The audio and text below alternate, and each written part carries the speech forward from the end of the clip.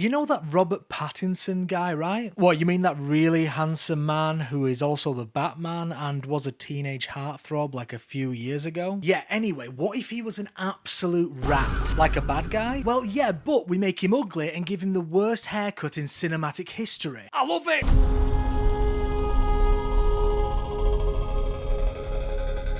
The Odyssey is directed by Christopher Nolan and stars every big actor ever. Matt Damon, Tom Holland, Zendaya, Charlize Theron, Jon Bernthal, Robert Pattinson, John Leguizamo. Now that's a great cast. I'm sure there will be no drama there. Psych! The movie follows Matt Damon's Odysseus, hot off the heels of telling his mates to get in a horse trying to get home after the Trojan War. Anyway, yes, Nolan's new movie is here and comes with all sorts of controversy. After having the most disliked movie trailer in a while and having embarrassing actor interviews, how is the actual movie? So Homer, how do you feel about the screen time given to these women? Is this the disaster that people theorized, or is it actually Christopher Nolan yet again hitting a home run? Pause. First things first, I know there is a lot of controversy around the movie, but to be honest, I just don't care.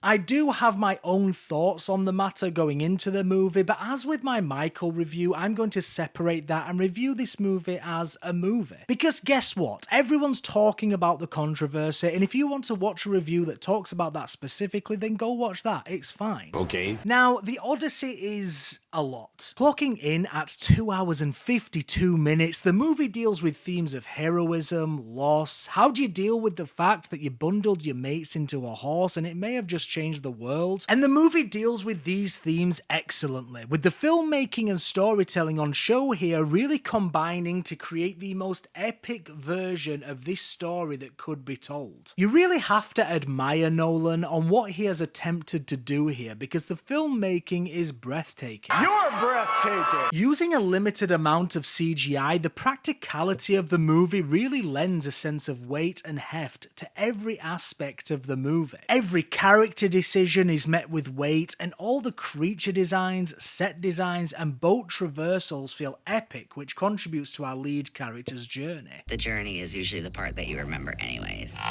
And that is really the only way you can describe this movie. Epic. And I don't mean that in like a good or a bad way. This is epic. I mean it in the sense of every action that is taken by a character feels heavy and important. On a filmmaking level, it's actually quite remarkable what Nolan has achieved here. He's so cool. When this Cyclops guy showed up and I realised this wasn't a CGI creature but a practical effect, I was in awe. The camera work, editing, and especially the sound design in this scene alone is what you should expect from a $200 million movie.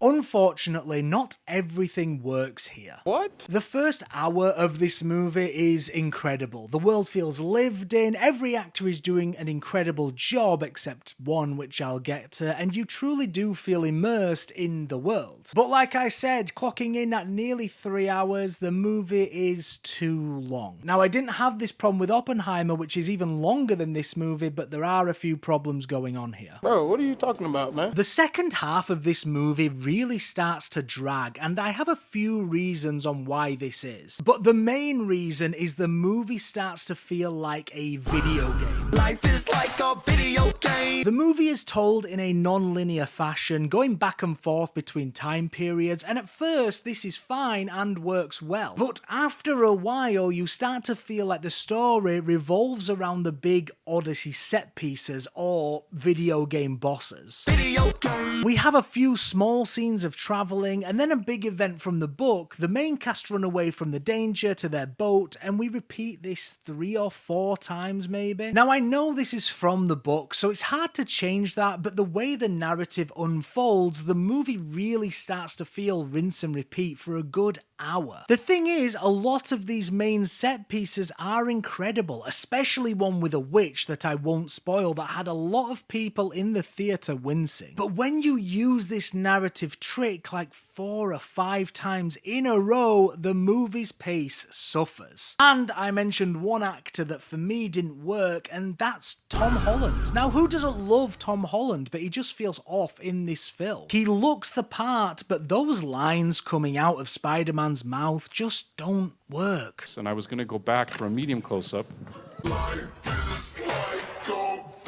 Now, like I said, the second act, it did bum me out, but the third act, or maybe the last quarter of the movie, is so incredible that I was back on board. I am back. What it do, baby? The ending set piece and thematic ending to this movie is really impactful. The movie feels much more personal than Nolan's other movies. And even though I have problems with the pace, the movie's length and repetition really helps bring home the themes of this story. The length also ties in with the story itself and creates an ending that 100% is emotionally satisfying. Oh, God, it's so good. Okay, I know I said I'm not going to talk about the controversy around the movie, and I am still going to judge the movie as a movie, but I have to talk about the cast a little bit. Bullshit, you're a fucking hypocrite. It's weird, because Elliot Page is in the movie maybe 3 times and is completely fine. He's barely in the movie. I'm not gonna lie, at first I did think he was playing Achilles, and I was like, no. That doesn't work. The guy's 5'1" and 8 stone wet through. That's not going to work. But he's not playing Achilles, and he's barely in the movie. Lupita Nyong'o is playing Helen of Troy, and again, barely in the movie. And I understand that people are going to say, well, it's not about them not being in the movie. It's the fact that they were cast and they're black, and these characters are commonly portrayed as white or not trans. But like I said, I'm reviewing it as a movie. I'm separating this politically. I'm sure I won't get any pushback from this, just like my Michael review, it was fine. I will admit the one performance other than Tom Holland that did take me out of it was Travis Scott. Barely in the movie, but the small amount of screen time he gets, it is very odd. It's funny that with all this talk around the cast, the standout performance is Anne Hathaway as Penelope.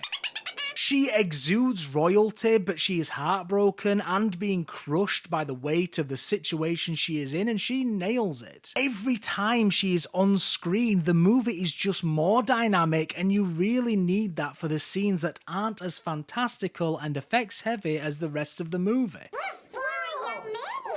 The Odyssey overall is a mixed bag, but what it excels at, it really, really nails. And to be honest, it's just nice to see a real movie with this much money pumped into it. A movie that's directed with so much love and talent and passion that it's hard to hate even when it falters. Nolan does things the hard way, but the results are all there on the screen, and I'm giving The Odyssey an 8 out of 10. It's bold, epic, depthful, and a real movie, unlike some other movies I have seen this year.